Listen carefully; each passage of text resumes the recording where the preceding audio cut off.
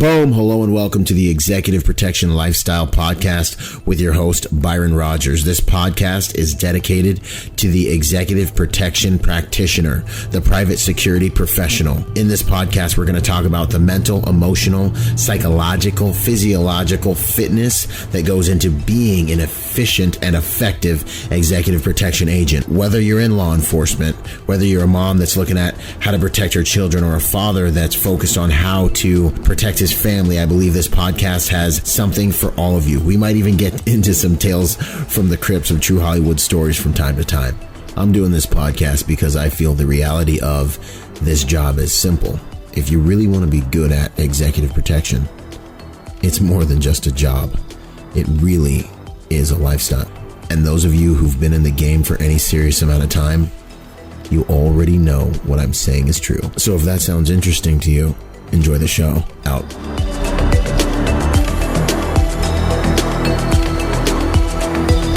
Boom. What you are currently listening to is part 2 in a series. If you haven't heard the first one, I suggest you go back and check out the content we put down 1 episode ago. If you've earned your way here, sit back and enjoy the show. We've got some awesome content coming your way right now. What would you say were a few of the most impactful experiences you had out in the field when you were active? Most impactful, yeah, the ones that made you breathe like that after you're like afterwards, man. If you can go into any of that stuff. I can share one thing that I've actually wrote about this for Skill Set magazine. I was I think I was probably a few years into public service.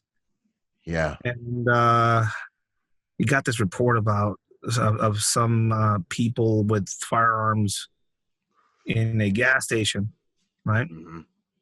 Somewhere down in Mexico. And I walked over, I just did a walk by, just took everything off. Okay.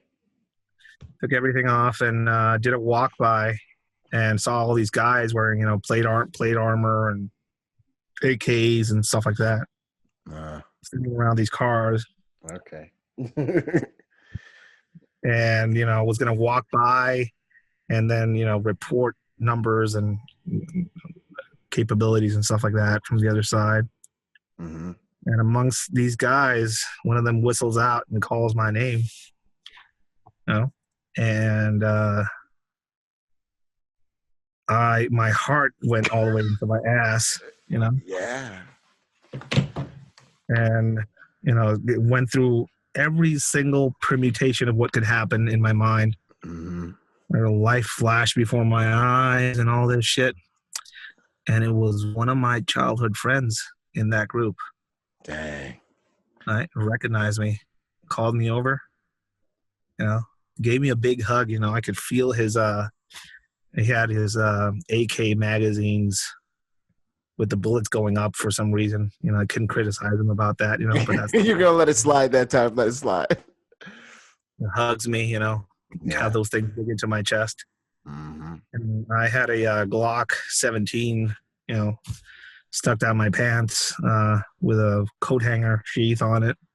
And he was trying to, do the side thing, so you couldn't feel it, And we started talking about, hey, what have you been doing? He's, telling me how he's having all this, money coming in from his work with the cartels.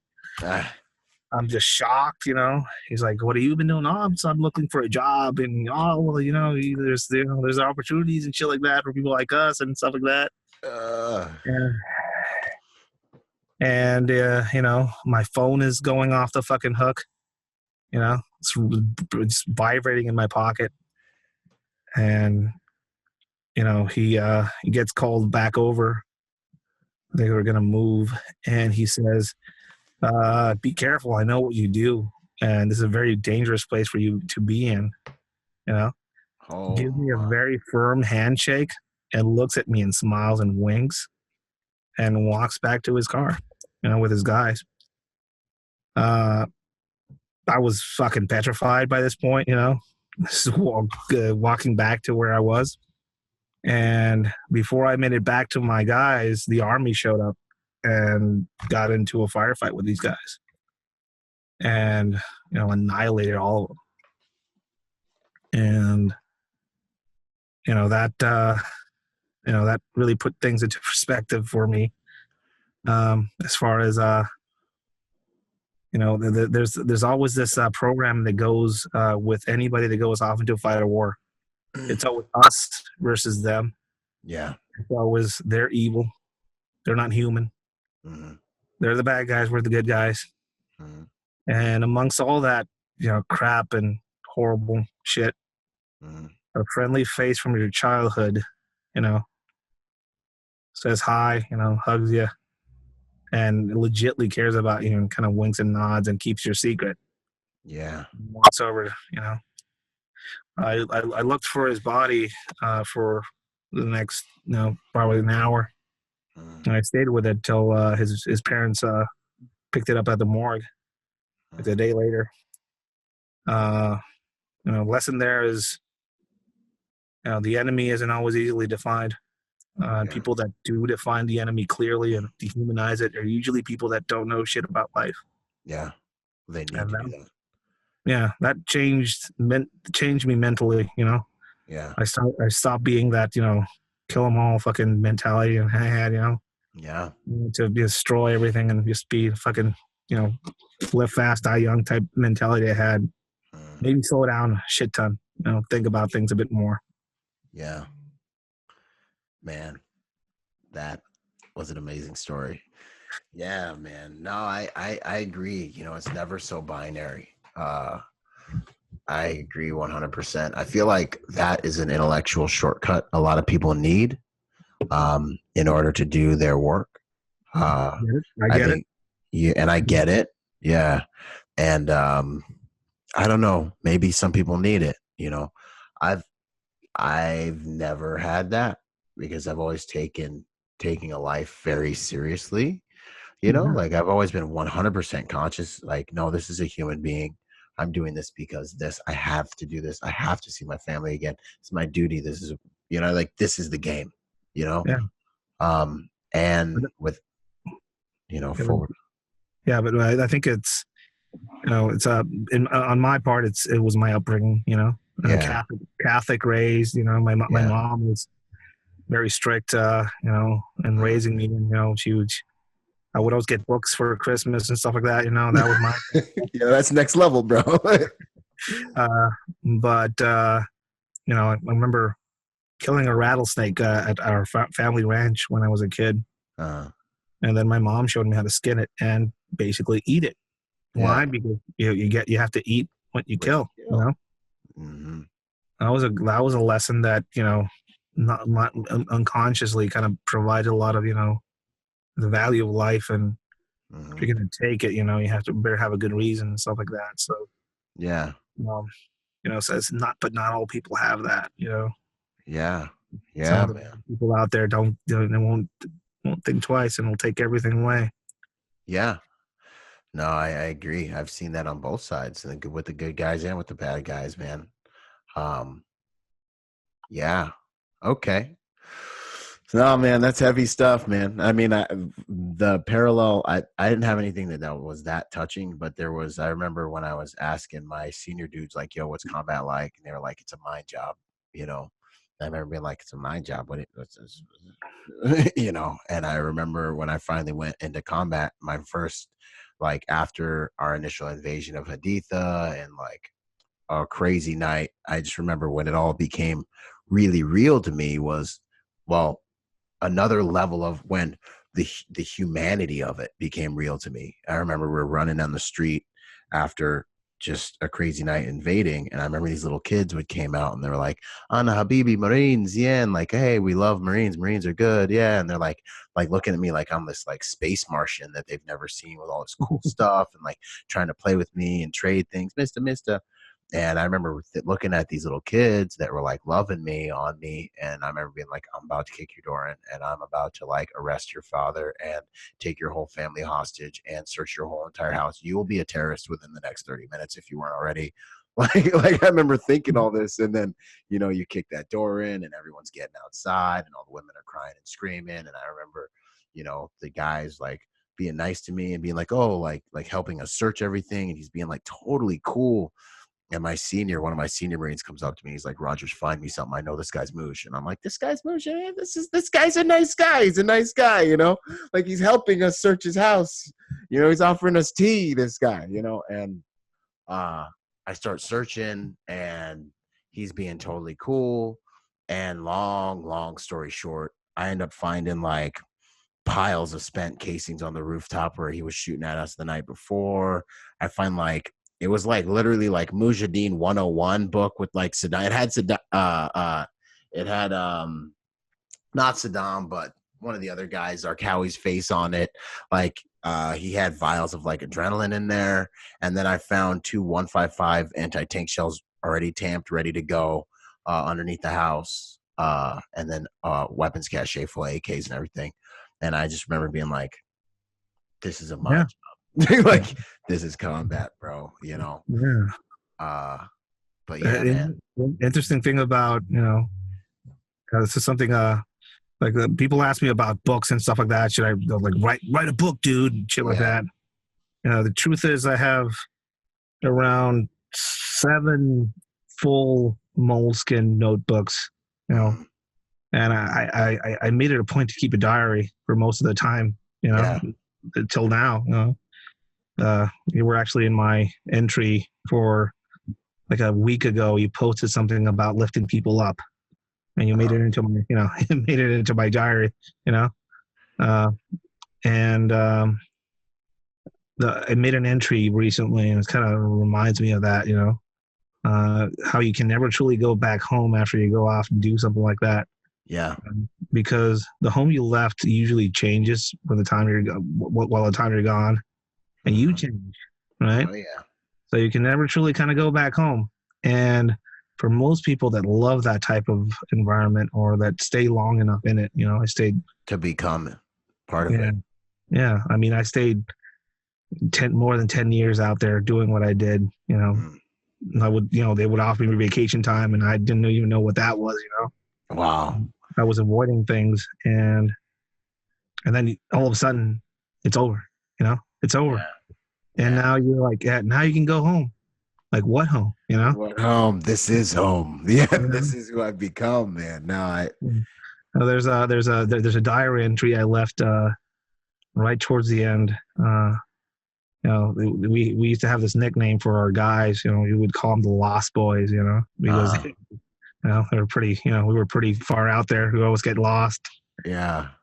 So diary entry says, the Lost Boys have been found.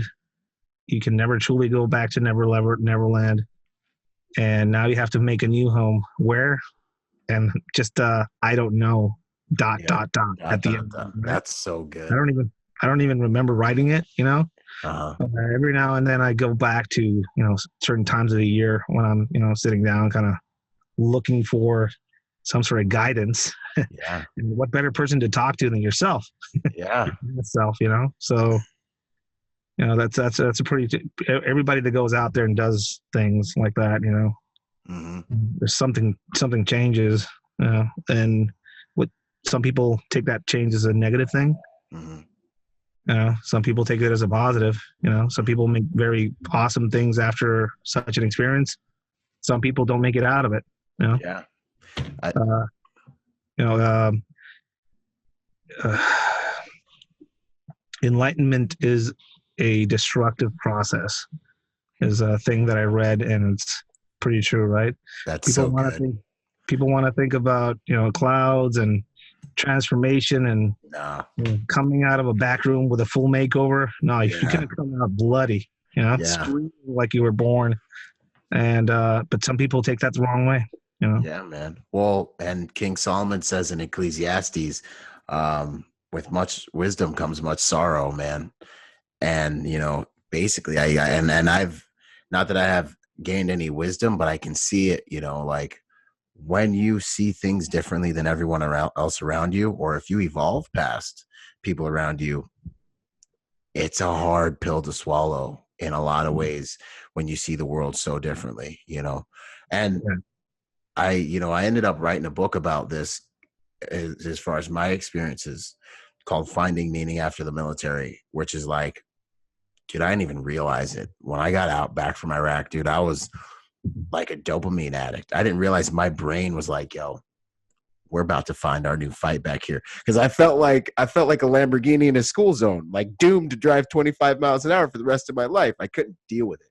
Or like the other analogy I use, I felt like an adult being forced to watch cartoons forever, because civilian life is like, it's like just a cartoon. You know what I mean? Like, it's not even, it's not real. It's so, but it's also just as dangerous, which is why we got so many, of our guys committing suicide all the time. It's just, so I talk about finding your new fight. If you're a warrior, peace means death. I get after it in the gym because I need that therapy, and I find things to war against, because it's just, I guess that's my answer. Yeah, man, that's good stuff. What would you say the biggest mistake civilians make with regards to abductions and kind of like personal protection? Like, anything you saw with regards to abductions, was there one mistake that abductees would make that would be like the kiss of death? Social media, number one. Currently, number one, social media. Yeah. Right now, that's the thing. I mean, a lot of the people that I got to deal directly with, as far as, I was involved in a few rescue operations when I was working operationally. So it's rare for people to report abductions to the police in Mexico, to say the least. But every now and then we would get word of people held in a certain place or safe houses, and we would find safe houses with people, in cages and shit like that down in Mexico. And I've gotten to look at browsing histories and open laptops in such environments, and I've got to the people, doing some of these things out there in the world. So some of the people are surprised by some of the detailed, class material that I give out, and some of the stuff I post up on social media that is, like when I posted up those zip ties with the teeth on them. Nobody had ever seen those before. Yeah, and I was like, vampires? Yeah, they use them all the time down there. And like, not some of the high level guys that I work with out there never saw those before. And anyways, some of the stuff that I see as far as their browsing history, fake Facebook profiles, fake Instagram profiles, email accounts linked to bogus businesses that have a Facebook in there, making, asking certain the business of the victim for samples of this, samples of that. We want to meet you. We want to buy from you. How many of these laptops do you think you can get for us if we pay up front?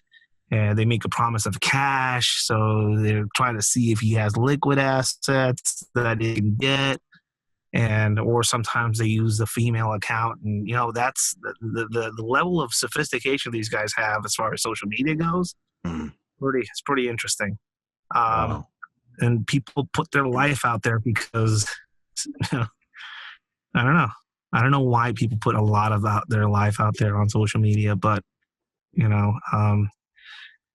taking pictures of yourself at your house, and people look at your lock on your door, taking pictures of yourself in your new car or in your car, and then now they know what your car you drive, and that paired to a very predictable routine that a lot of people fall into. I go every day. I go out to the gym at this time. Every day I go out to do this at this time. Every Sunday it's a happy hour at this bar. That and again, and the whole, this could never happen to me. That is the most common thing that I got told by most of the people that I've debriefed, including a cousin of mine, a very close family member that got abducted. Wow. And that I couldn't work on that directly because of conflict. But when he got let go, because they actually paid the ransom and he got let go, Mm-hmm.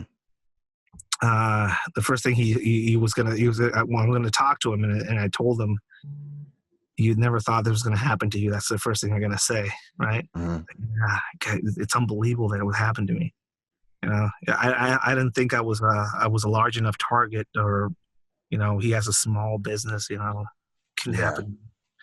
The whole "it couldn't happen to me" thing is I always see with victims.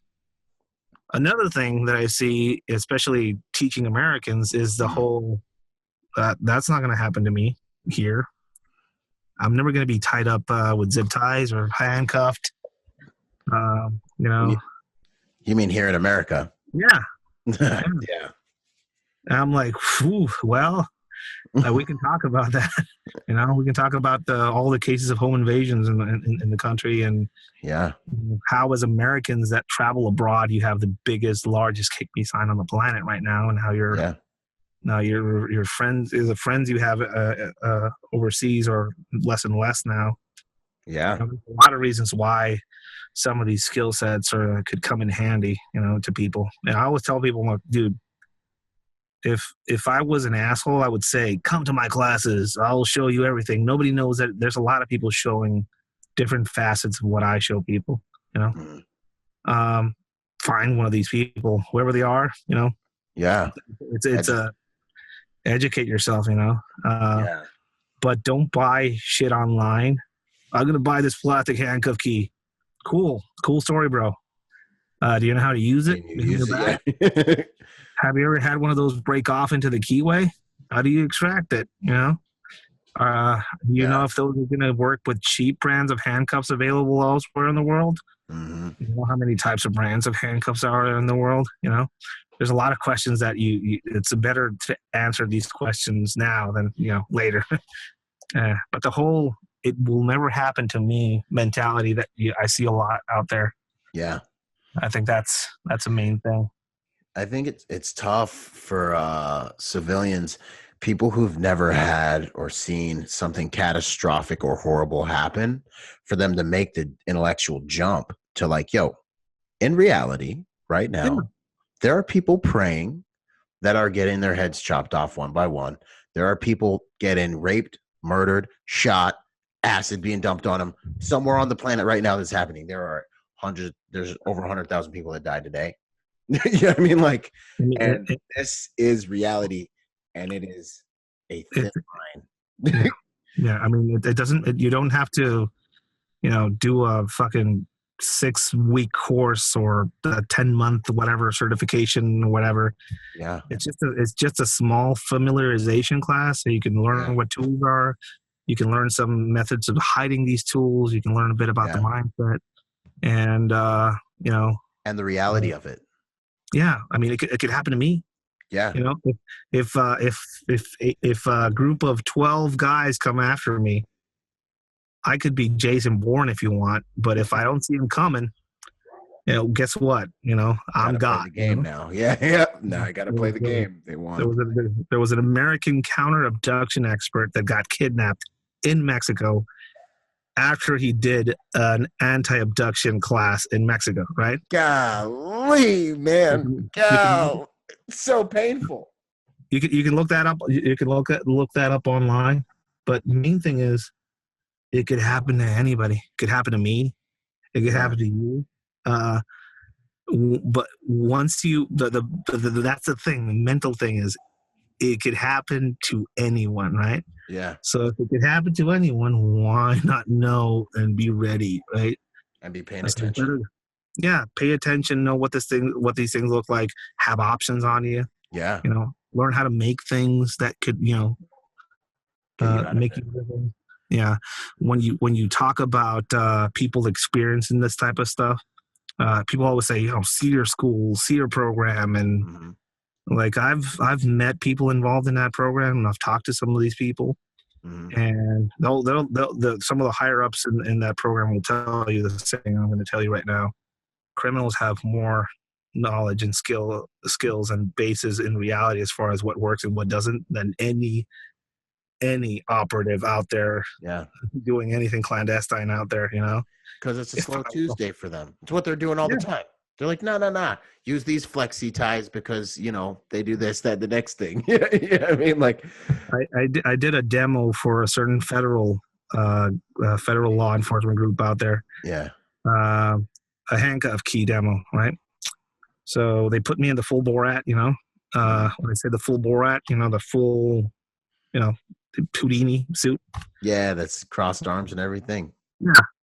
You know, and they gave me like I struggled for about 20 minutes, and then, you know, I regurgitated a key that I had tied to my molar on a piece of dental floss.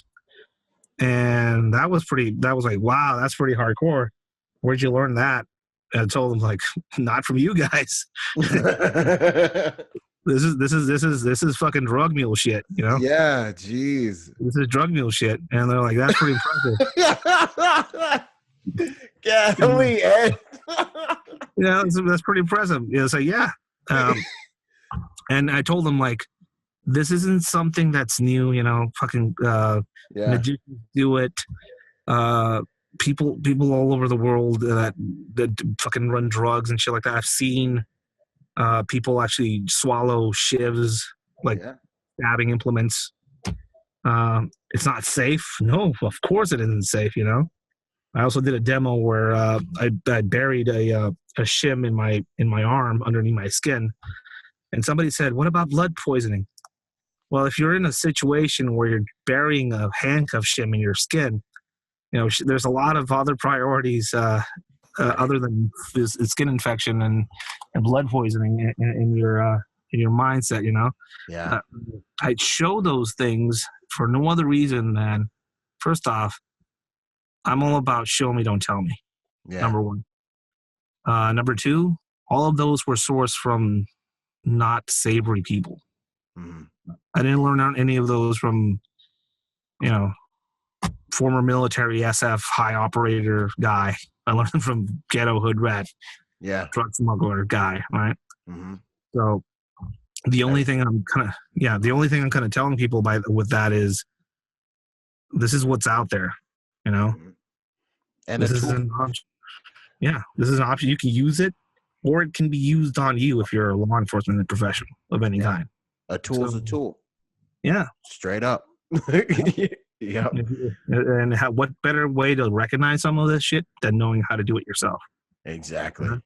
So in that regard, some of the counter custody stuff that I show and some of the weaponology stuff I show, people are like, are you showing you how, like, a knife fighting system? I'm like, no, man, it's just basically an unconventional weapon familiarization class where you can see how people make things, why they make them that way, and how it, you know, acts on an animal that is a very similar thing to a human body. Yeah. And that's all it is. And realistically, how many high-level martial artists do you think are involved in stabbings that end up in homicide out there in the world? not a lot. Zero, man. Not a lot, you know. And a lot of the people I learned from are those types of guys, you know. Just sit down conversations and, you know, looking and seeing. And it doesn't take a lot, man. It doesn't take a lot. But the main thing is to be opened up to those forms of learning, you know. I always tell people that we always have this tendency to be standoffish. You know, those are the criminals, those are the bad guys. Mm-hmm. I want to learn from somebody that has a former law enforcement pedigree or former military SF guy how to do this, how to do that. And I'm like, Master Black Wizard Ninja. If you're not training with a guy with another type of passport than your own, at least one guy with a different passport than your own a year, you're doing yourself a disservice because you're not seeing what else is out there, right? That's one. Perspective, right? Just fucking find different perspectives. Mm-hmm. Most of the people that know how to do some of these things are not going to be good people. Right. And it's not about going out there and learning from them specifically, but just realizing that every time something bad happens out there in the world, what can you learn from it? Yeah. And what did they, as bad people, learn about us from the other? Both sides of the coin. Both sides of the coin. And mindset wise, it opens you up a bit, Mm-hmm. It opens you up a bit to kind of looking at both sides of the coin, both sides of the perspective. I'm never about dehumanizing and saying those are the bad guys, that's the enemy. Mm-hmm. Fuck those people. There are scumbags out there, on both sides. Oh yeah. Oh yeah. I can agree. But if you would be a fool not to learn, And there's so much to be said for being able to put yourself in the mind of your enemy. Like I feel like, especially with EP, but any of these jobs, you're not good at it unless you're like, yo, how would I hit me? How would I roll on me? Where are my vulnerabilities?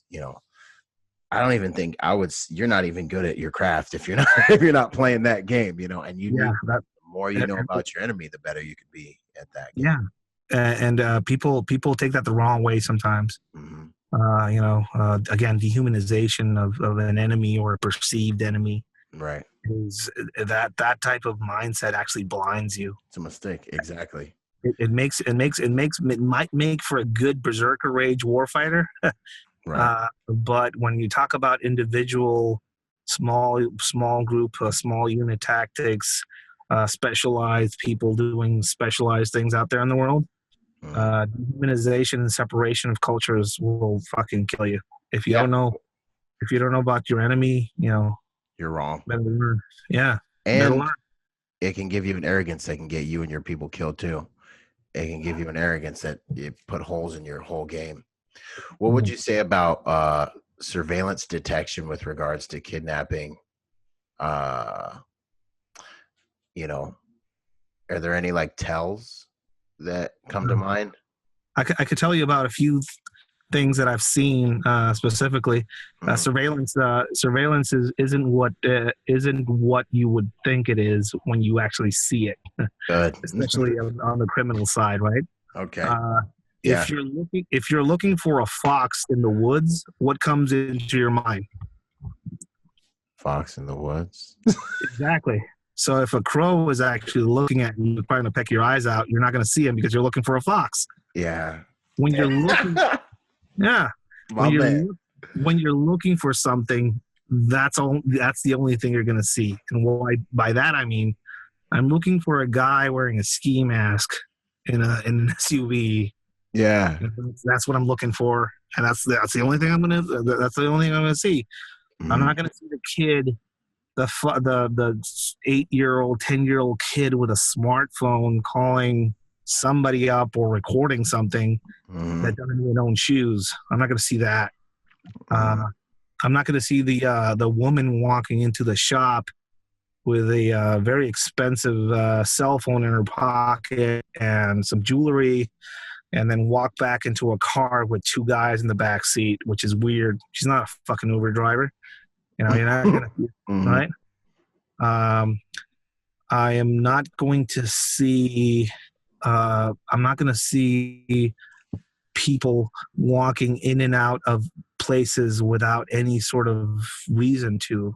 Some people walk into a place and they do a 360 and then walk out. And that's suspect, Yeah, like why were they there? Yeah, right. Being disruptive is something that I learned.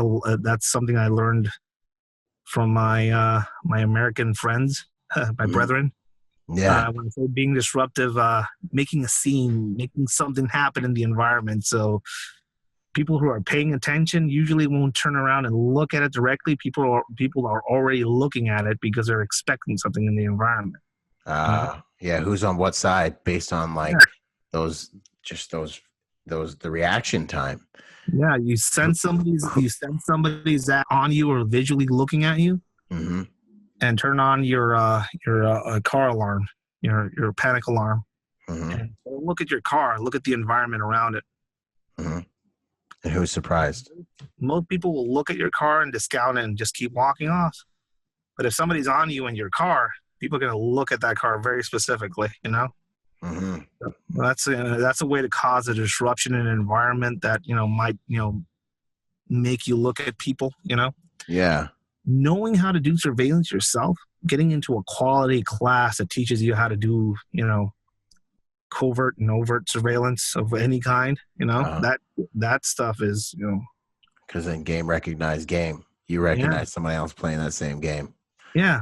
And sometimes, and especially in some of the urban movement classes I have, Yeah. I make students themselves pick who they want to have surveil somebody really close up. Like I tell, there's going to be a guy in a certain place here, and I want you to try and read his passcode on his laptop. Uh-huh. Who are you going to pick to make the approach? And they themselves always look for her, the woman. Why her? She's not going to. You would never expect her to be like a bad person trying to approach you. So they themselves have that programming in their fucking mind already. Yeah.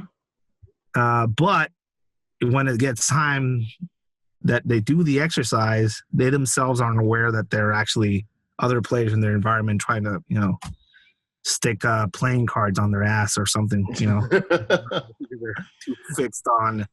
They're too focused on a very specific task. Tunnel vision. Yeah, they're not watching their own back. Yeah, but I mean, just knowing how a lot of these things work. Some of the best people that I know that I work with that were great at surveillance were usually people that had a background in hunting. Okay. Those guys have programming. Those guys can learn how to stand still. They learn how to observe. They don't learn how to smell. They learn how to take in their environment. Yeah, those guys are way ahead of most of the people out there. Yeah. Yeah, a lot of them don't know that they're good at something until they try and do it. Yeah, that's true. Some of these guys were very good at it, and they didn't know why. And I was like, "You were a hunter, right? Yeah. You already have you already have a skill set. It's a good base to have." Yeah. What would you say? So, boom, an abduction's going down. Are there specific times, moments, opportunities for evasion that stand out? If abduction is already going down, you did a lot of shit wrong. Yeah. Oh, heck yeah. So, I mean, again, it can happen to anybody. It could happen to me. Yeah. Could be very hungover, and it happens to me. It can happen to anybody. Yeah.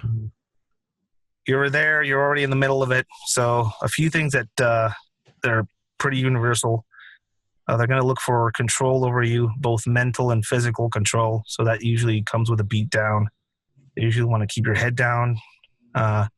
Sometimes there's a restraining element. Sometimes there isn't. It's not always the case. Could be handcuffs. It could be zip ties. It could be duct tape. It could be your own clothing. Take off your jacket and kind of leave your hands entwined in your jacket. Could be a T-shirt over your face, your own T-shirt. Get put down. Most of the people that I've seen successfully get out of a situation like this usually got out during the initial contact, right? Somebody jumped a gun, somebody let off a round into the air, somebody screeched tires, the victim realized that shit was going on and got out somehow. Parkour, Parkour. And not just any type of parkour. Mexican parkour. Mexican parkour.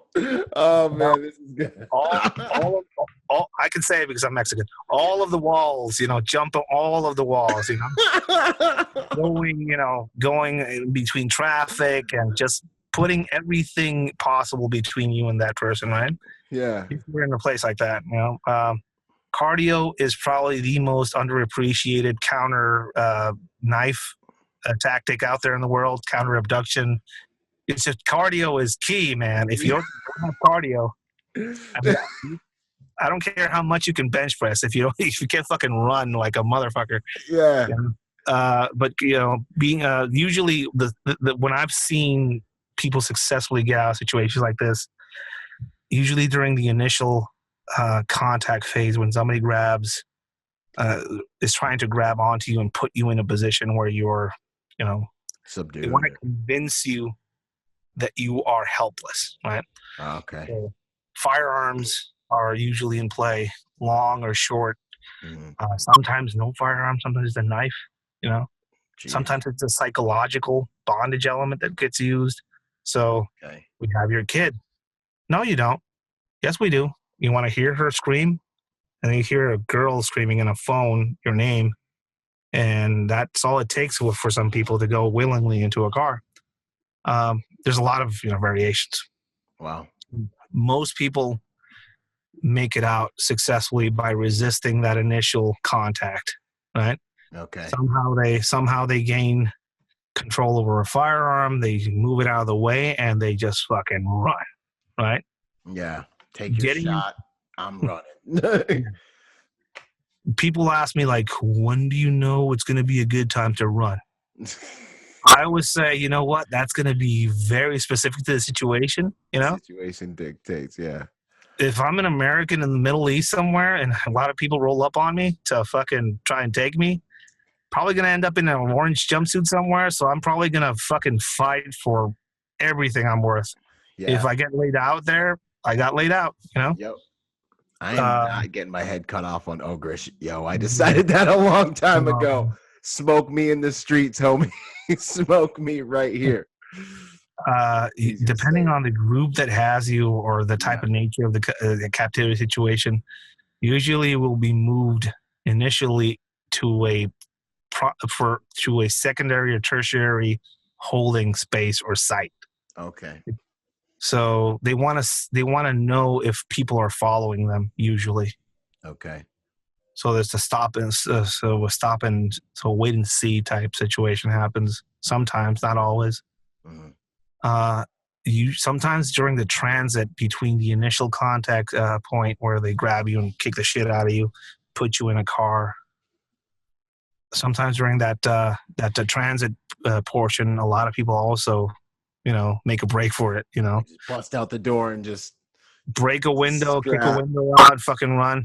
People are always asking why I'm fascinated with having window breakers on a lot of my stuff. Tungsten carbide discs. There's a lot of stuff out there with window breakers on it. There's a company out of the UK called 4TAC4. Okay. They make a lot of stuff for this type of situations. Highly recommend their stuff. Okay. But they have a lot of window breakers in their selection, and people don't realize what they're for realistically. Like, are you guys breaking into cars a lot or something? It's more about breaking out of them, having options to break a window so you can get out of it. Yeah. So initial contact and then transit phase are some of the places where people have a lot of success getting out of situations like that. Now, what gets the deeper you go into a situation like that, the more things are going to get stripped from you. Okay. So if you have things hidden on your person, people, hey, rules of thumb. If it could get knocked off your person in a full contact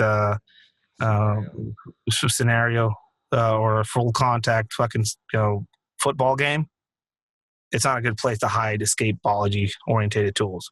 Okay. So there's companies out there selling, American flag patch with all my escape tools behind it on my head. Those are cool, but they're not gonna, they're not gonna make it. Probably, they're not gonna make it. Paracord bracelets don't fool anybody. They are aware of them. The misconceptions are so good. No, again, I've seen some of their browsing histories. Yeah. And currently I've had access to not just Mexican criminal browsing histories through my contacts in law enforcement and overseas. I've done stuff for the Filipino Army and for the Indonesian Army and people in Europe. So I've gotten to see where the people's heads are at, Yeah. And they're aware of a lot of the stuff anything that is online, they're aware of it, right? So people are like, hey, Ed, you're giving away too much. No, they're doing their homework. They know all of this stuff. So it's time that we, you have to do some quantum leaping forward ourselves. Yeah. So anything that could get, that could, fall off you usually won't survive a situation like that. Abduction phase. Any criminal group with half of a brain currently operating in the world that abducts people for a living will throw away anything with a battery in it on your person. So you're not going to end up with your cell phone in your pocket. You're not going to end up with your iPhone in your pocket. You're not going to end up with your watch with an SOS beacon on it, and none of that shit. Right? I encountered during my time operational abduction groups that had Faraday cages in the back of their fucking abduction vans, or Faraday bank bags. I mean, they knew shit. Yeah, they did their They knew shit, right? So they're not dumb, Mm-hmm. So the deeper you go into a custody situation, the more things are going to get stripped off you. And if you have options, the less options you will have. Deeper, going into it deeper. So if you're carrying a knife, with you, somehow you make it into a car with these people, that's a good space for your knife, to work. I've seen people shoot their way out of abduction scenarios that didn't get searched. People are like, "Do you get searched?" Well, yeah, sometimes, but it's a hasty search. If anything, sometimes a hasty search. Sometimes you get into a van and you get fully stripped. Sometimes you don't. That doesn't mean always carry a knife. Yeah, why not? And know how to use a knife in a confined space. Go to one of Craig Douglas's classes and shank somebody in a car for a few hours so you can get a feel for it. Noted. It's people are like, yeah, how many of these people are shanking people inside of cars? It's a situation that could happen. It happens a lot in the world. Absolutely. If you're carrying something, you better know how to use it. But I think most successful escape attempts happen during this portion of the abduction scenario. And again, it varies, but mostly when initial contact happens and during the transportation to the initial holding site for you. That's where a lot of the people that actually make a break for it succeed. Yeah. Sometimes people that are long-term in captivity, gain some rapport with their abductors, look at patterns, look at weaknesses, and then make a run for it. Those are few and far between, but there's also cases of that. Main thing to realize is it's better to have a skill set and knowledge base on how to deal with restraints and how to deal with some of these situations. Yeah. And then not to have it and just be a passive fucking observer and just ride that thing along, right? Yeah, 100%. Right. Some education. So, yeah. Dang, man. Are you good on time for a few more of these questions? Are you? Sure. All right, solid. You gotta go to the bathroom or anything? No, my phone is probably going to die in about 10, 15 minutes probably. Okay. All right, cool. Then we'll just keep pushing. Let's see here. So do people, like, if someone's abducted, like, what's the percentage roughly, like, do people generally get returned, or is it kind of like only have the money? Yeah, in Mexico, it's pretty much a hopeless type situation. Okay. Most people never get returned. Most people never get released. It's just cheaper and safer for the abductor to get the money and not give back anybody. Okay. They put themselves at risk when they return somebody because they don't know what he heard or what information he got from his time inside. So it's pretty fucking harrowing, I know, but it's pretty helpless, pretty hopeless in some of these situations. And again, what's the motivation of the people taking you? Yeah. Because a lot of people say, well, cartels are never going to abduct me. No, but your ex-girlfriend, Brittany, might, she's pretty crazy. She might wake up and be zip-tied to the boiler, and it gets really hot and then, get organ failure. That could be a thing. Yeah. It could be a politically motivated, abduction somewhere in the world. So, they want to use you to barter for something else politically, maybe. Again, it's all about educating yourself about where you're going to be and where the threats are going to come from, right? Yeah. Being abducted by a certain South American guerrilla group that deals in cocaine internationally, your odds are pretty good that you might get out of it, being abducted by a religiously motivated group somewhere in the Middle East, or that's a different story. Yeah, you're a piece on the board, man. It's educate your paranoia, and it's going to be nobody's decision but your own as far as when you're going to act and how you're going to act. Yeah, and it's a good idea to know how to do things if you have to. Mm-hmm. So, heaven forbid, say someone is abducted, and what's the best move? This question was asked to me recently. What's the best move for executive protection? Always have at least 2 contacts back home, aware of your movements.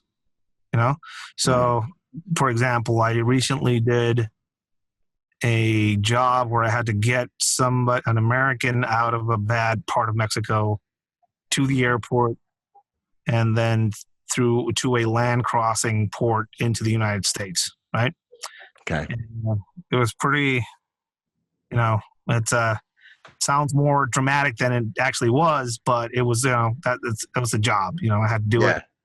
And as soon as I got that job, I started, anything suspicious around the environment that I was going to travel into, all the reports I got from suspicious vehicles, all that stuff was getting fed to 2 sources of mine in the United States, so they would have a breadcrumb trail if something happened, right?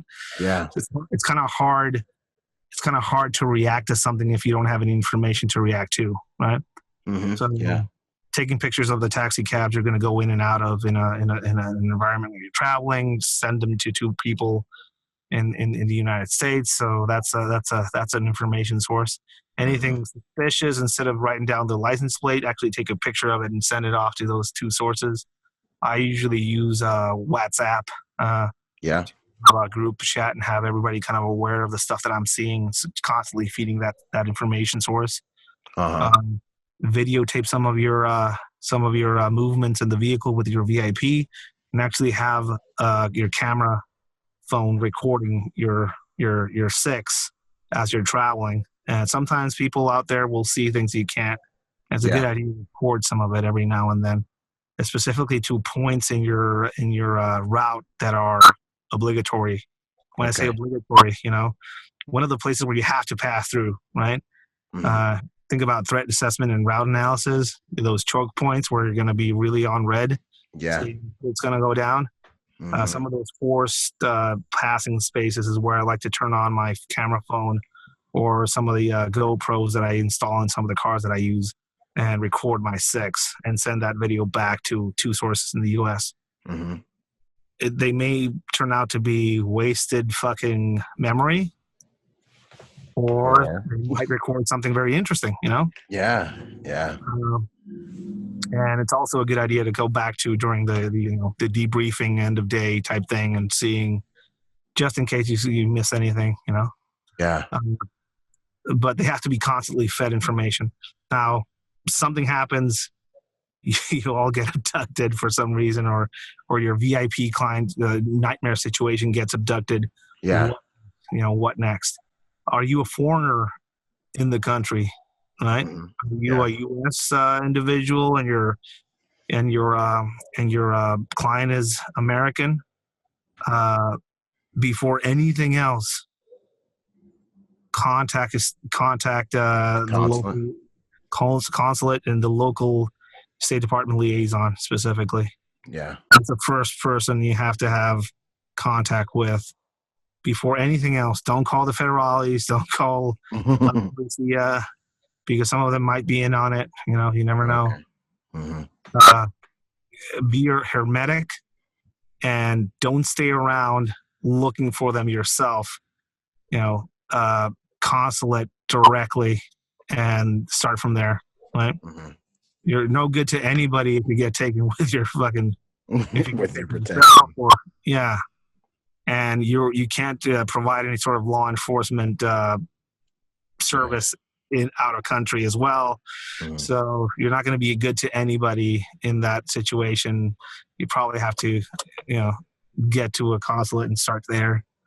Yeah. The best things you're gonna be able to provide for them after that is just information intelligence, like what happened, where were you see anything suspicious, what type of documentation did you document any of the stuff you saw? No, I remember this car I saw. It was a pretty weird car. How was I can't remember. So I'm really kind of developing and showing your team guys the culture of documenting anything they see weird. Like we're cyborgs now. We have a camera attached to us 24/7. That's the truth. In the form of a phone, right? Yeah. And we take selfies every now and then. Like, oh, I'm gonna go out to work and take a selfie. Why not fucking take a video or a picture of anything interesting in the environment? Yeah. To learn how to develop that. We used to call them mosaics, right? We would develop an end of day mosaic of when we would work for the governor. We would have some we would call them 6 videos, basically videotapes of our motorcade recorded from GoPro cameras on the back of our vehicles. So it would see how things would react on like the back vehicle. We would see how things would happen in the back, and one in the front. Okay. And at the end of the day, we would have a guy go through the videos and just see if anything interesting would pop up, right? Mm-hmm. And every now and then we'd see same vehicle show up in 2 or 3 videos. Yeah. Stuff like that. And then we would print out a picture of the specific model of the car. And if we had a license plate with it, awesome. Yeah. And then we have the guys that were washing the VIP's house on the lookout for that specific car. Yeah. So if we would see it pop up again, you boom. Yeah. And we got a few people planning shit that way, Awesome. But I think documenting shit is something that needs to be kind of, What would you say is the most important thing to know about the enemy? Weaknesses, motivations, strengths. If you were going to say there's one thing to know about these types. They are educating themselves as well. Yeah. They have access to the internet. They have access to all of the social media content you have access to.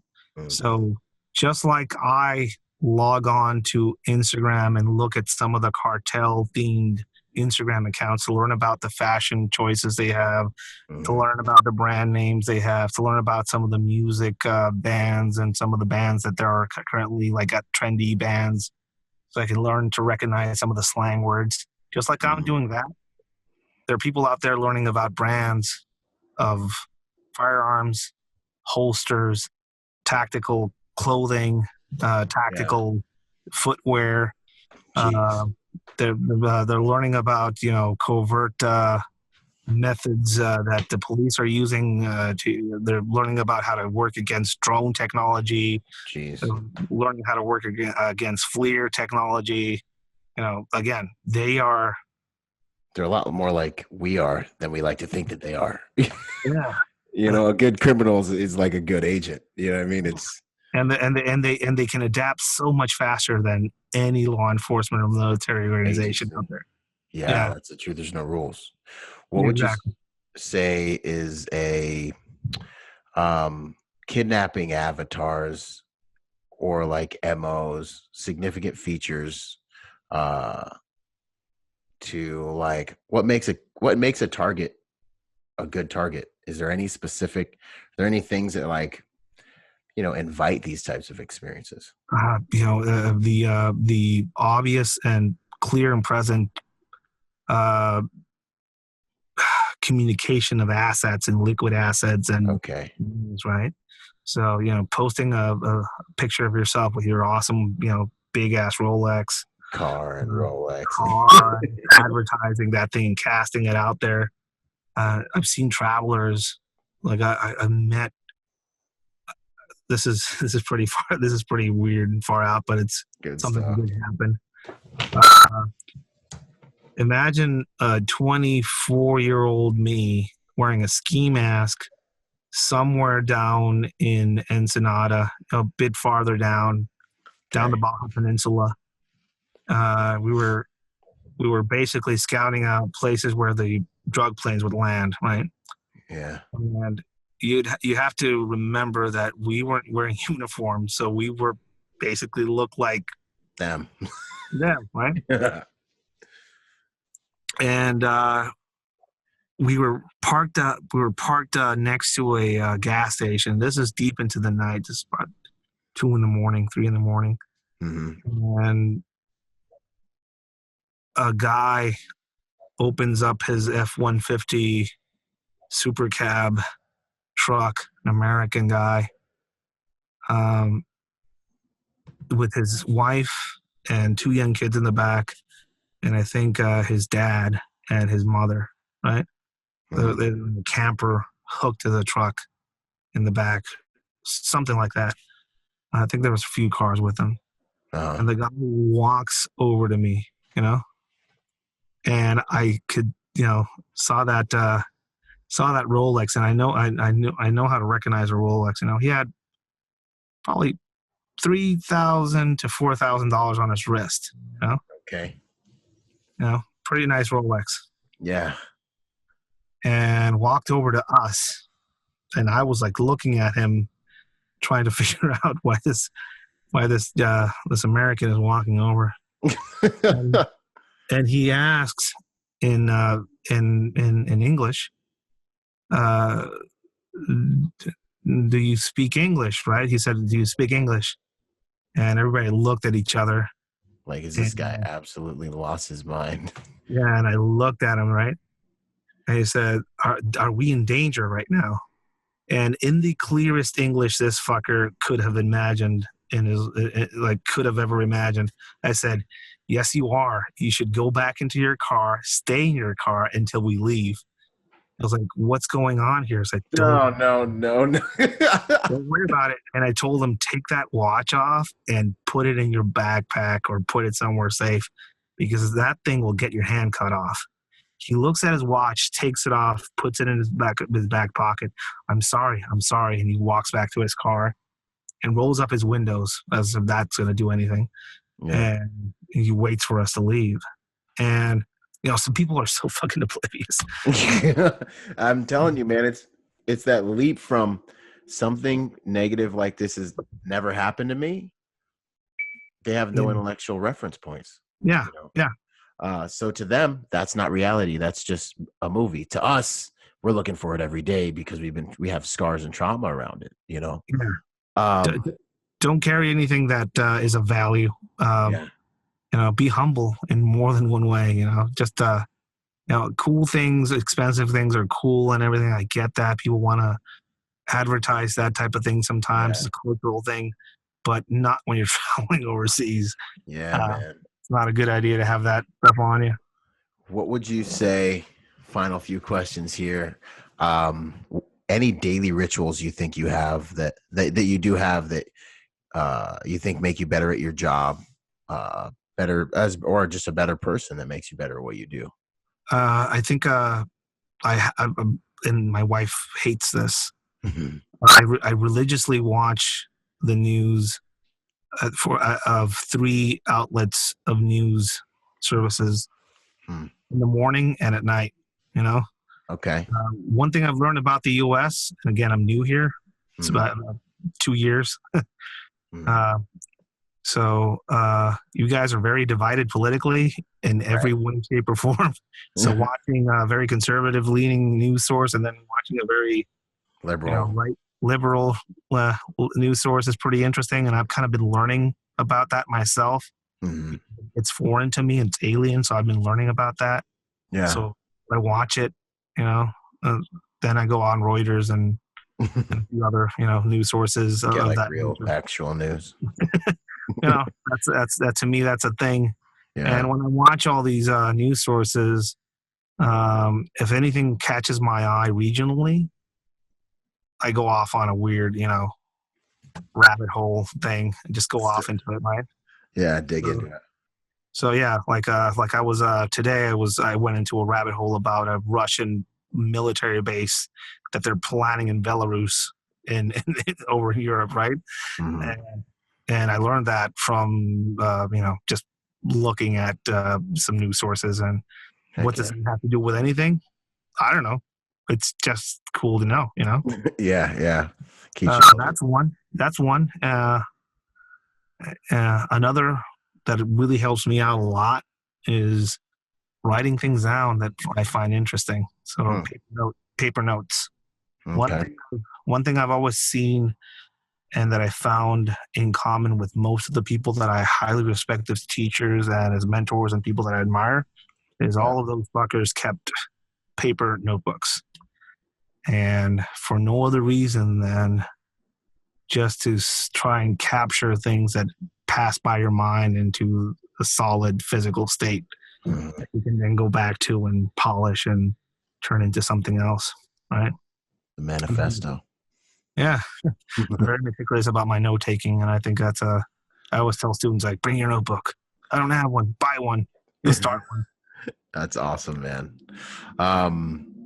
If there was one final, one contribution you want to be known for through your work, what would that contribution be? I want to change minds. I want to change tactics. People sometimes accuse me of fear mongering. If that's what they, if that's what that's it how takes, they digest it. if that's how it tastes to some of these people, then that's what it is. Again, I always my quote is, "Stillness is death in more than one way." Right. So if people are freaked out by some of the stuff that I put out there, as far as criminal methods or stuff that I saw out there during my time active, that stuff I saw 2 years ago. Right. Yo, that was evolution. That's like a decade in the evolution of intelligence of some of these organizations. I mean, even for us. Yeah. And I've been in rooms with people that have high level training and high level government officials and people that train other people to go into other countries and do things, stuff, right? Right. And they get surprised by some of the shit that I learned from a guy in a street corner down in TJ. So, there's nobody knows everything. There's no such thing as a guy that knows everything. I don't know everything, but I do know a few things. Yeah. And a lot of people out there that do know a few things. Go out there, learn from different people, treat everybody like a Chinese buffet. Yeah. Pick up what you want, pick up what works for you, pick up what you like. Everything else, just leave it behind. Right. Yep. It's all your responsibility. I'm not gonna be out there with you. Yeah. Just find what works for you. What works for you. Yeah, man. I always say Bruce Lee it. Absorb what's useful, disregard what's useless, add what is essentially your own. It's your responsibility. So yeah, you're the one who's gonna be pulling the trigger or whatever you gotta do. So definitely. Yeah, man. That's good stuff. Well, what are you up to these days? Where can we find you, Ed? Ed's Manifesto on Instagram is probably my most active social media presence, right? I post up all of my upcoming dates on that platform. Currently working on revamping my website at edsmanifesto.com. If people want to log on to edsmanifesto.com, there's a blog there. A lot of pretty interesting things that I try to save for that blog specifically. So check that out. And I'm all over the country doing classes all year. So check me out there. I think I'm probably going to go to Canada by the end of the year as well. So awesome. And a few classes in Mexico. So I'm out there. I am open to people. There's a lot of security companies that hire me every now and then for stuff as well. I do a lot of consulting work out there. So if people want to have any specific specialized questions about that, just email me. I'm open to anything, man. I'm all about the work. Heck yeah. That's what's up, man. Yo, it has been an honor and a privilege having you on here, Ed. Fantastic conversation, man. Wealth of knowledge. I could sit here and vibe with you and ask questions all day, man. You're like an ocean of knowledge, brother. So that's good stuff, man. Fantastic. Thanks for coming on, brother. And yeah, man, I look forward to following you, continuing to follow you on the gram. I'm gonna get in on some of your courses, man. That's gonna be some good stuff. Do some reviews and put some content out there about that. If that's all good with you. And yeah, brother. Thanks. Awesome, man. Again, if people want to check it out, I write for Skill Set Magazine as well. And I have an article coming out on recoil as well. So recoil off grid. Heck yeah. So just follow me, man. And I do this for a living. It's not the best living, but it's a pretty good living. So heck yeah. I deeply appreciate all the support all you guys have for the manifesto and for you, man, to give me a small little channel of communication to people out there that I don't get to speak in this type of format a lot. So thank you, man, for providing this opportunity. Heck yeah, brother. It's an absolute honor, man. It's an honor to be able to bring this to the game, tell you the truth. So that's what's up, brother. All right, man. We'll talk again soon. Awesome. With you. Boom. And to support this podcast, go to executiveprotectionlifestyle.com and contribute to our Patreon account. That Patreon account is what helps me make this podcast possible, contributing to this brand, what we're doing here, making it so that I can bring better guests on, making it so that we can plan more events and just expand the contribution to the private security industry, and also to making America a safer place by teaching people how to protect themselves and the mindset behind that, the lifestyle behind that. You guys are already killing it. $1 a month, $5 a month, $10 a month, $20 a month, whatever you can do that you would probably just lose in the mattress anyway or spend on McDonald's.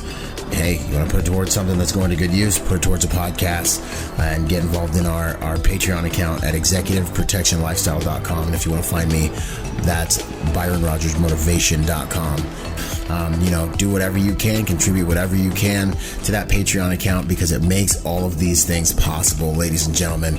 So much love. Thank you for making those contributions. You guys rock. We're already doing amazing there, and it's just because of you guys. So thanks once again for those contributions. Boom. I hope you guys enjoyed that episode of Executive Protection Lifestyle Podcast. This whole entire thing actually just started off as a Facebook group that blew up and is one of the fastest growing, if not the fastest growing, executive protection Facebook group online. So if you haven't joined the Facebook group, join the Facebook group. Follow us on Instagram and check us out at executiveprotectionlifestyle.com. If you want to find me, that's ByronRodgersMotivation.com, and I'm on all the social media platforms, Instagram, Twitter, Facebook as well. So until the next podcast, y'all, stay sharp out there. And as I say it, one mind, many weapons. Talk soon.